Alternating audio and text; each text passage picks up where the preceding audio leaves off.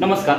आज आपण आचारसंहिता म्हणजे मॉडल कोड ऑफ कंडक्ट ही संकल्पना पाहत आहोत.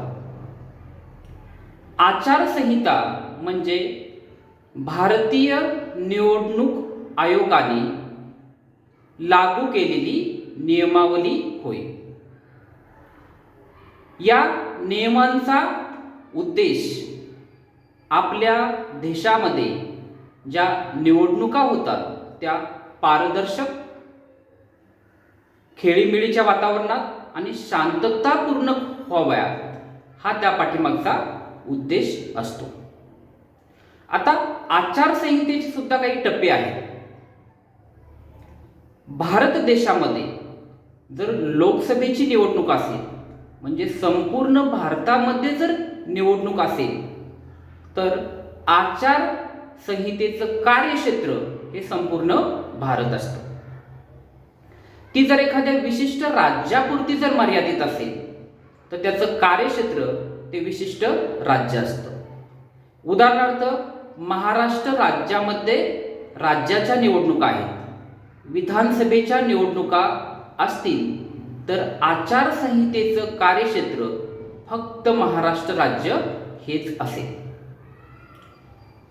गावाकडे ग्रामपंचायतीच्या निवडणुका होतात, तालुक्याच्या ठिकाणी पंचायत समितीच्या निवडणुका होतात, जिल्ह्याच्या ठिकाणी जिल्हा परिषद, शहराच्या ठिकाणी महानगरपालिकेच्या निवडणुका होतात.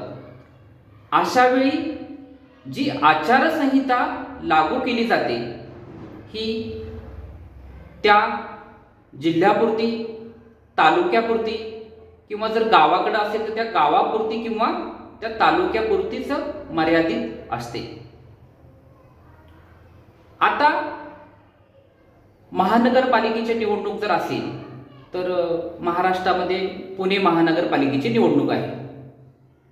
तर प्रचारासाठी विशिष्ट पक्षाचे लोक येतात, त्यामध्ये मंत्रीही असतात आणि त्या पक्षाचे प्रमुख स्टार प्रचारक हेही त्या ठिकाणी असतात. परंतु ज्या भागामध्ये निवडणूक आहे, निवडणुकीचा दिनांक घोषित झालेला आहे, त्या भागामध्ये आचारसंहिता असते. त्या भागामध्ये जर एखादे मंत्री जरी आले तरी ते पक्षाचे प्रवक्ते म्हणून त्यांना त्या ठिकाणी यावं लागतं. सरकारी खर्चातून, सरकारी गाडीतून त्यांना त्या प्रदेशामध्ये प्रचार करण्यासाठी बंदी असते. महाराष्ट्र राज्याची निवडणूक असेल आणि भारताचे पंतप्रधान हे जर प्रचारासाठी येणार असेल तर महाराष्ट्र राज्यामध्ये जी आचारसंहिता आहे ती आचारसंहिता अशी सांगते की भारताचे पंतप्रधान जरी असतील तरी ते त्या ठिकाणी ते पक्षाचे प्रवक्ते किंवा स्टार प्रचारक म्हणून आलेले असतात.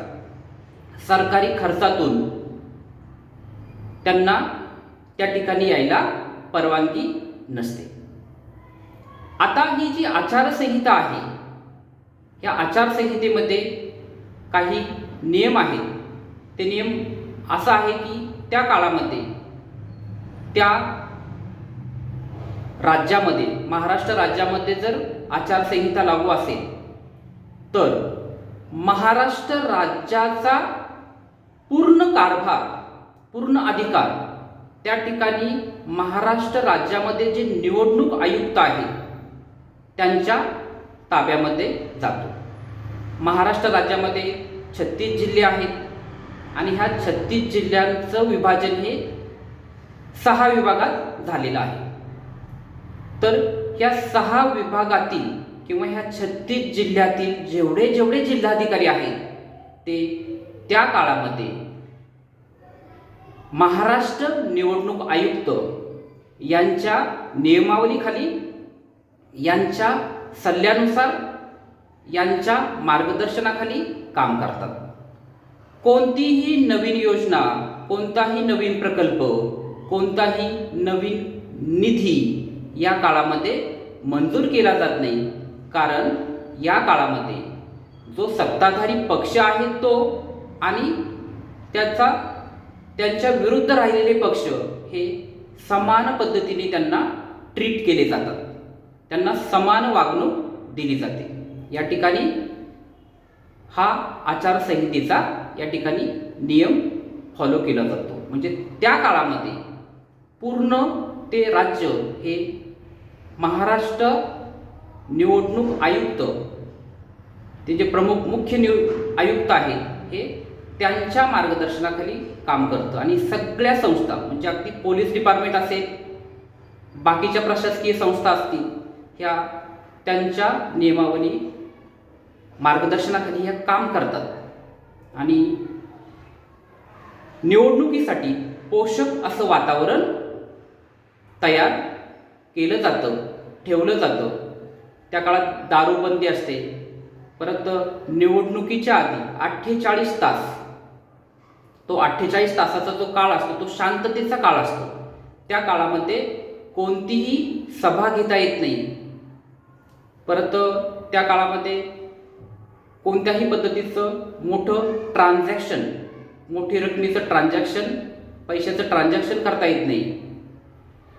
अशा पद्धतीची नियमावली आचारसंहितेमध्ये फॉलो केली जाते. थँक्यू.